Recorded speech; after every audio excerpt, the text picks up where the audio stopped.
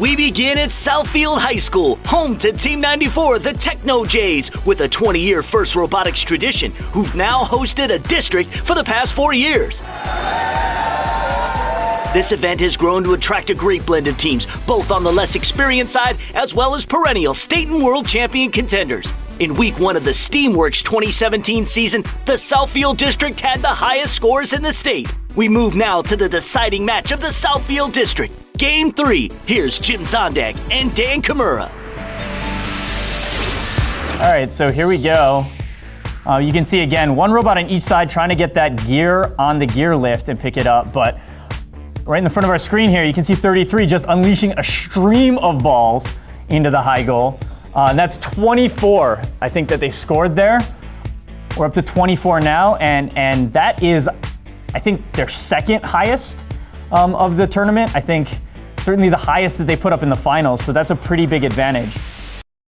Now teams are going to try to make as many gears as they can to start those propellers. So if you take a look at the airship, right, we have that central propeller, that corkscrew spinning on both sides. That means they've scored their first propeller.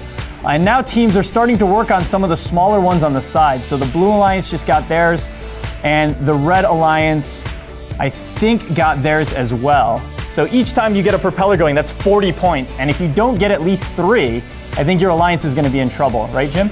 Yeah, that's right. If you don't get at least 3, the other team is going to have a 40-point advantage on you, and it's very difficult to come back from that. So the scoring progression basically goes, the first one you get for having 1 gear, the second one you get for having 2 gears, the third one you have to have 4 gears, and the last one, it takes an additional 6 more. So it's considerably more difficult progressively as you go forward. It's very difficult in these opening weeks for anyone to get the 4th rotor going. A total of 12 gears need to be scored in order to score the final rotor. Yeah, so I think across the country during the first week of competition, we only saw a 4th rotor spinning a handful of times. So that's not something that you can expect, especially in the elimination matches, where if you get close to that, you're going to see more and more defense. Yeah, so what you're seeing here now is the Killer Bees triggered another one of the hoppers. The hoppers control 50 balls. They take a second carriage of balls. You can see the tractors from Fortson High attempting to play defense as the Killer Bees move into the corner. They back off, and the Killer Bees will unload another stream of balls. And the Bees are able to do this again, right? Because they already have, that Red Alliance already has their 3 propellers going. So there's nothing else for them to do there on gears. They've decided they don't have time to get the 4th propeller, so they might as well add a few more points in balls. They got 11 more points there. The Blue Alliance also got their 3rd propeller going, so now we're into endgame.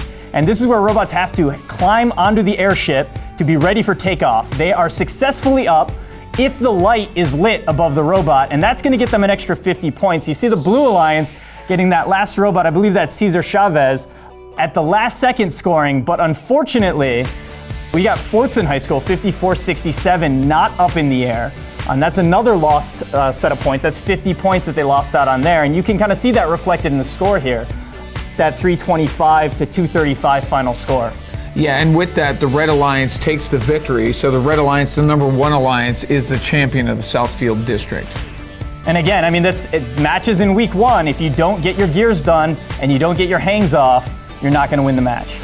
It is so exciting to win after like so many long nights and long days and multiple hours of just prototyping and working and putting everything together. It was totally worth it and everything paid off.